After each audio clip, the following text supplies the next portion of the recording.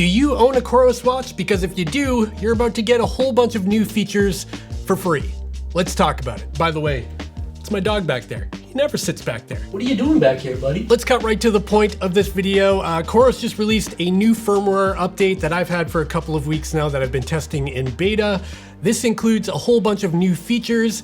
First up is turn-by-turn navigation, which is a big deal, but there are some caveats. We'll talk about that in a minute. There's also custom watch faces now on the COROS platform. There's also a new stats summary in the app and some other tweaks to the app that we'll talk about throughout this video. But the first thing, and probably the biggest update in this firmware release, is going to be the addition of turn-by-turn navigation on your COROS watch. This new turn-by-turn navigation feature is going to be available on any COROS watch that supports navigation. That could be breadcrumb navigation, like the case on the COROS Pace 2, where it has a little squiggly line but no actual map to it, or it could be full-blown navigation like on the Apex 2 Pro.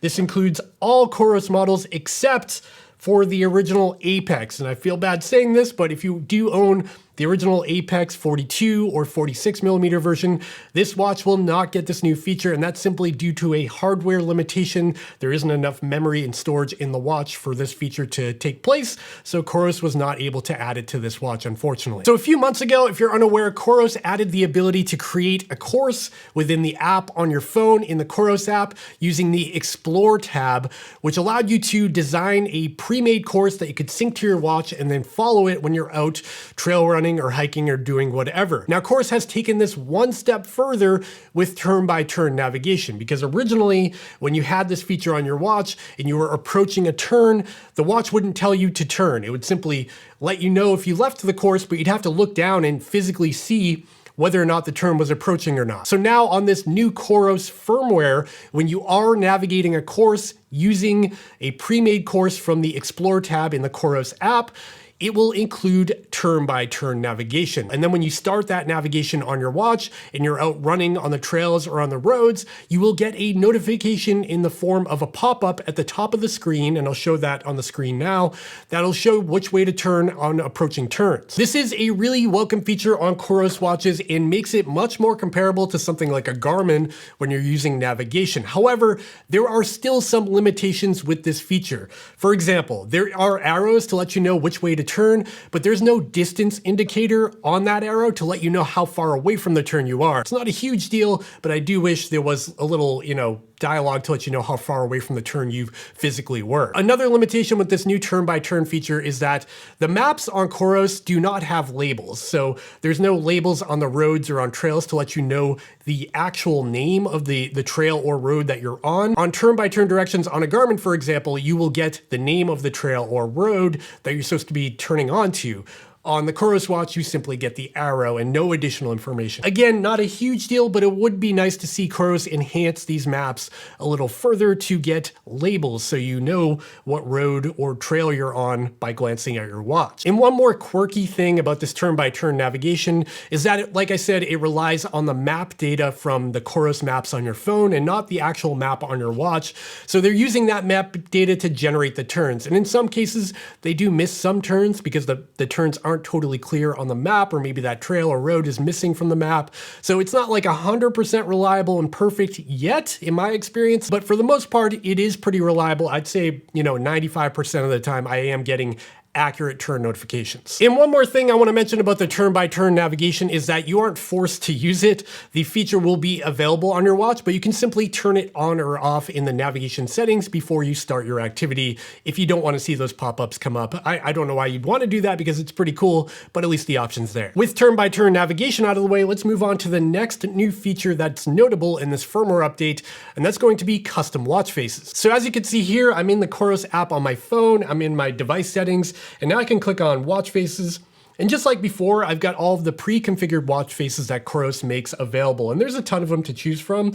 They also filter them by popular and by latest. They've got some really cool ones for events like Chamonix. I talked about this a couple of days ago in the Apex 2 Pro Chamonix edition, where they've got this cool Mont Blanc sort of watch face. But there's also some for Leadville, the Paris Marathon, Boston Marathon, all kinds of stuff in here. But there's one new feature in this menu now. If you scroll all the way to the right, there's a new button that says Custom. Now that I'm in the Custom menu here, you'll see that I already have one pre-configured watch face that I designed for myself yesterday. That's actually a picture from a presidential traverse trail run I did a couple of weeks ago. I'll link that up here if you want to see a vlog video about that.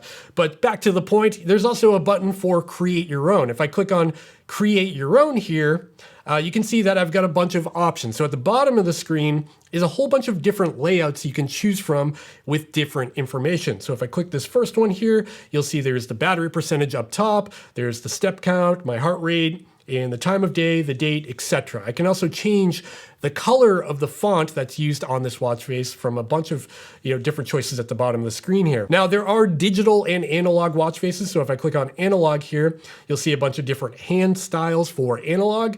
I prefer digital, so we'll stick with that. And then if I click on background here, you'll see there's a bunch of options for a background, and these are built into the app by default. So there's like a cool camping background. There's some mountain silhouettes going on there.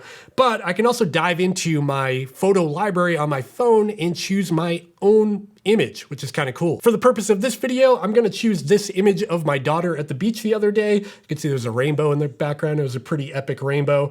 I'll click done. And now you can see I can crop where I want that image to be for my custom watch face. I can also rotate it by using the little rotating thing at the bottom of the screen here, so I can level the horizon and get that rainbow just right at the top of the screen. And now I will click confirm. So now you can see here, I've got my custom watch face, and I can click save, and I can name it Fun Beach Day, and click confirm. So as you can see here, I have my Fun Beach Day watch face, and I'll go ahead and send this over to my watch now. And you can see this happens pretty quickly once I click that send button. And it's pretty seamless how this all works. You can see how quickly it's updating, and we should be done just about now. And as you can see on the watch now, I do have a picture of my daughter. I've got my watch face and the time of day, calories burned, and all the additional information there. Now, this is super cool, and I do appreciate this new feature. I know a lot of people have a lot of fun with this, but there are a couple of issues with it.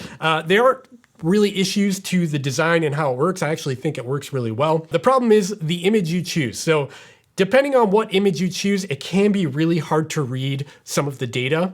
If you have a really busy image or like a picture, for example, this real life picture, it makes the text kind of hard to read depending what layout you choose. So you have to be really careful about how you design these things because it kind of hurts the functionality of the watch in my opinion. But if you do use the right image and layout combination and colors, it is very useful and it's kind of fun to be able to design your own watch face. And of course, you don't have to keep it. You can switch over to another watch face or design a different one. Okay, moving right along to the next new feature that is notable in this firmware update is going to be a new statistics page within the COROS app. And I think this is a really welcome feature. Again, this applies to all COROS watches because it's at the app level. So this will apply to any COROS watch, even the original Pace if you still have one of those around. So if I'm in my activity page here, if you click on the activities tab, and then go up in the corner and click on statistics, there's a new page here. And you can see I don't have a ton of runs because I don't use a COROS watch regularly. But as you can see, there's a new page for statistics where previously this statistic page was sort of landscape and you're locked into a landscape view and there wasn't a ton of information. So as you can see here, you can view all of these stats by week, month, or year. You can see the year right at the top there. You can see total distance. You can click on the time and see total activity time. You can click on total training load during that year. And at the bottom there's a bunch of cool stats like the total duration of time you spent training, the total distance that was covered during your training, total training load. I don't know what you'd use that for, but there's a lot of training load there. Total activities and the total elevation gain for the year. Now, if I scroll down even further, there's even more additional information in the app in the statistics page that shows threshold heart rate zone distribution for averages throughout the year. So that's kind of cool. And again, you can view this by week, month, or year. Honestly, this seems like a minor thing, but this is a pretty big upgrade. I kind of hated the old statistics page. Another new feature in the activity tab in this firmware update is going to be a new way to share your activities. So as you can see here, I'm in my run from a couple of days ago. And if I go up in the top right corner, there is the share icon. This has always been here, but it's different now. So Prior to this, there was a standard layout for the kind of sort of thumbnail that you could share to social media. Now that thumbnail has become more detailed and more customizable. So there's three options. At the top, you can see there's a brief, and that'll just give you kind of a screenshot of your track along with your stats for that run in a single like vertical orientation to share as like an Instagram story or something. You can go over to details.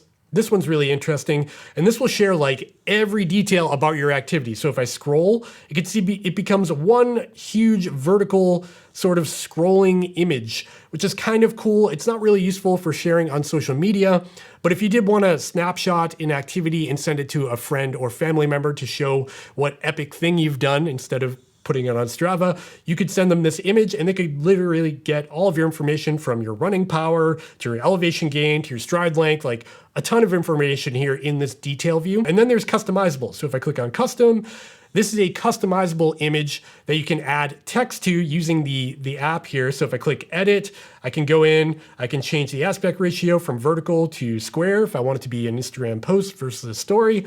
And I can also change the background image. So there's a bunch of pre-configured background images, but I can, again, choose a picture from my own image library. So if I did a crazy hike, I could take a picture from that hike, put it in the background, have the stats overlaid on it, and I can add text here by clicking the text box, and I can move this around anywhere I want to say, you know, epic hike or whatever. So it's pretty cool. And again, this is designed to share on social media or to send a snapshot to your friends and family.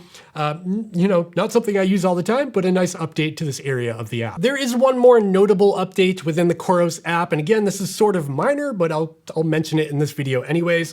There's been an update to the way Strava integration works with COROS. So now you can see in my Strava settings page within my COROS app here, I've got Strava linked. There's a little check mark there, and it shows what access it has to my Strava profile. So now my COROS watch will write my activities to Strava, which is great, so I can get all the kudos and thumbs ups and comments and stuff. However, there's an additional checkbox at the bottom here that says Strava Note Sync.